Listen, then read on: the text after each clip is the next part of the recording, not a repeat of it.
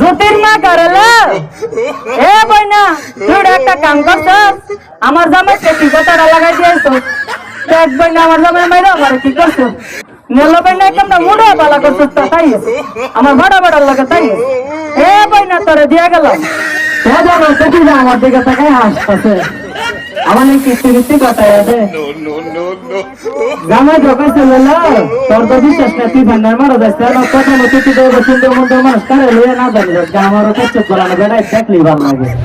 এই মুহূর্তে আমরা মাইক্রোফোন তুলে দিব এই ব্রাহ্মণবাড়িয়া তথা বাঞ্ছারামপুরের পরিচিত ফেমাস একজন মানুষ জ্যোতির্মা, তার নাম হচ্ছে সাদ্দাম, কিন্তু পুরো বাংলাদেশ তাকে জ্যোতির্মা হিসেবে চিনে। তো জ্যোতির্মার সে ভাইরাল ডায়লগটা আমরা শুনবো। মাইক্রোফোন দিচ্ছি ওনার নিকট, এটা হাততালি চাচ্ছি ওনার জন্য।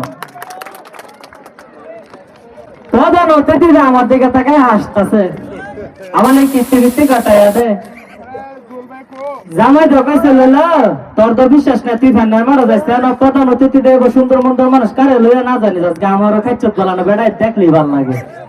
পরিষদ চেয়ারম্যান থেকে শুরু করে সকলের কাছে ঘুরতো যে আমার 10,000 টাকা বেতন একটা চাকরি দেন, সেই ছেলেটা আজকে মাসে 10 লাখ টাকা ইনকাম করি শুধুমাত্র আপনাদের দোয়ার কারণে। আমার কিছু নাই, আমি যে একটা সাতপুরা বাড়িতে কাশ মহিতভিকটা আমার ছিল না, আমার মার দোয়া আজকে আমার এই জায়গায় আনছে। আমি এখানে অনেক ছেলেদেরকে দেখছি, তোমাদের উদ্দেশ্যে আমার একটা কথাই থাকবে, পৃথিবীতে কোনো কিছু করার দরকার নাই, শুধু মার আবাদত করো। তুমি যে কই থেকে কই যাইবা এটা আমি নিজ জীবন্ত একটা উদাহরণ। আমার কিছুই ছিল না, ধন সম্পদ নাই, একতলা বাবার সম্পদও নাই, বাড়িও নাই।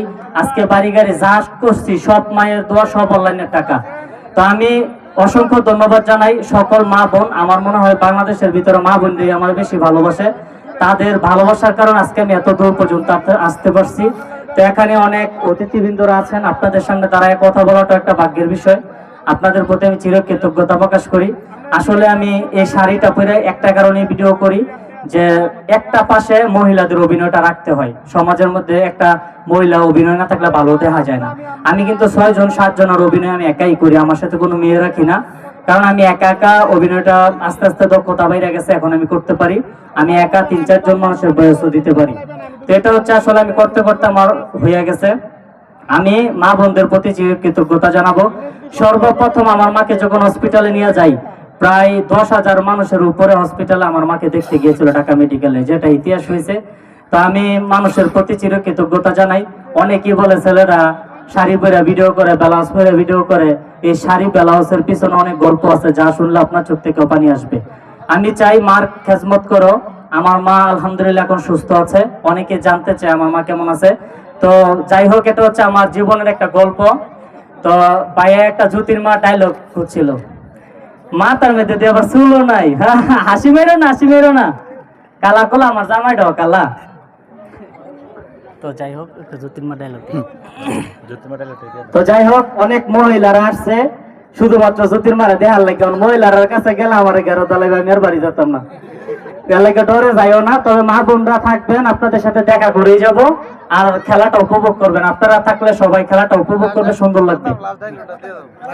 তো যাই হোক, জ্যোতির্মা করলে এ বইনা তুই একটা কাম করছস আমার জামাইতে কি কথাটা লাগাই দিয়েছস, দেখ বইনা আমার জামাই মাইরা আমার কি করছে নেলো বইনা কেমন মুড়ো পালা করছস তাইস আমার বড় বড় লাগে তাইস এ বইনা তোরে দিয়ে গেলাম।